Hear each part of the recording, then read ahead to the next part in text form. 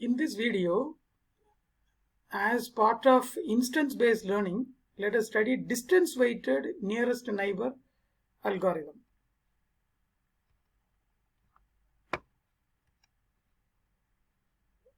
We studied k nearest neighbor algorithm.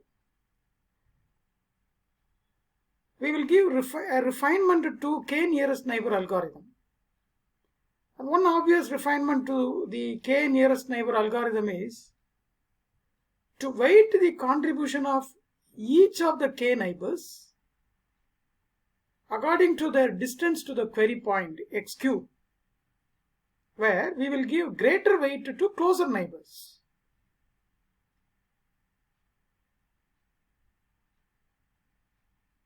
For example, in the previous algorithm with regard to discrete application, we might weight the delta function of each neighbor according to the inverse square of its distance from x cube, where x cube is the query point.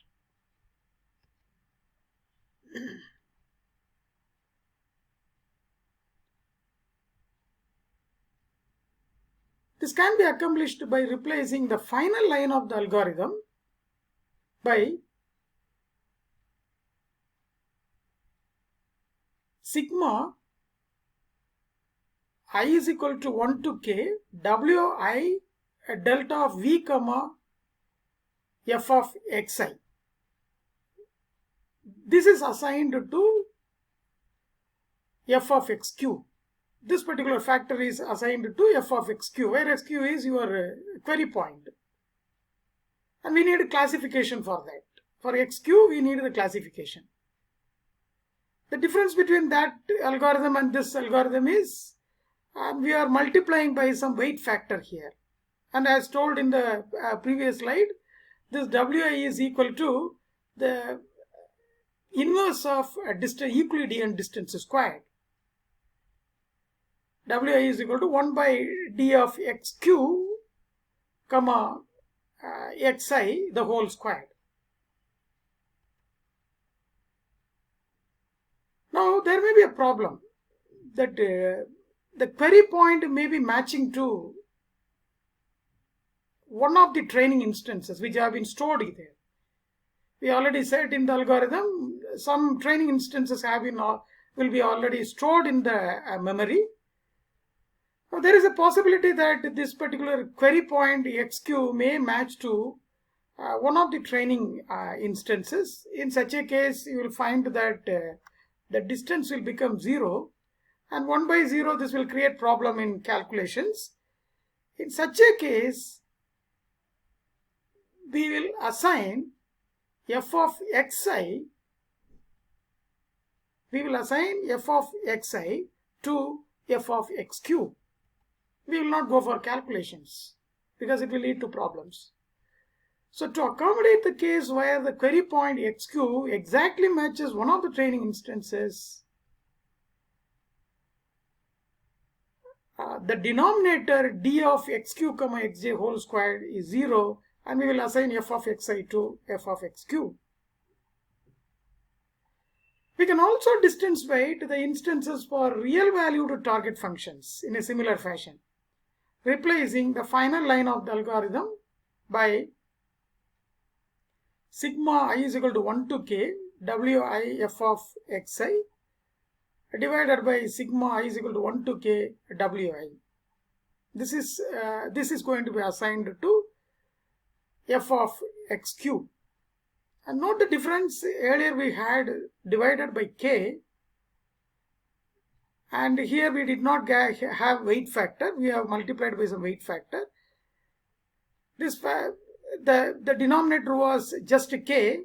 You can think that 1 plus 1 plus 1 something. It is k times it was getting added. Now instead of adding 1 plus 1 plus 1, we are going to add the weights for each instance. That's what is the meaning of sigma I is equal to 1 to k wi. Note that all of the above variants of the k nearest neighbor algorithm we consider only k nearest neighbors. We consider only the k nearest neighbors to classify the query point. That means if it is k nearest neighbors algorithm, we are going to consider only k nearest neighbors. And in this case also, the algorithm we have written in the algorithm we have considered only k nearest neighbors. But the question is, why not to make a better refinement? Why not to go for a better accuracy by including all the training examples? Now, because we are going for distance weighting. When you go for, all the training examples, the computation time will increase, but it will give us better refinement. So once we add distance weighting, there is really no harm in allowing all training examples to have an influence on the classification of the query point, because very distant examples will have little effect on f of x cube. There is nothing wrong in adding, but it will surely lead to some kind of refinement. But there is a disadvantage, as I already told you. The computational time will increase. If all the training examples are considered while classifying a new query instance, we will call the algorithm as a global method.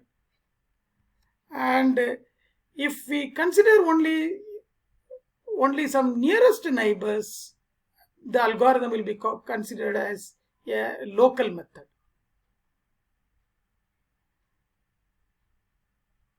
So I hope you understood this distance weighted nearest neighbor algorithm.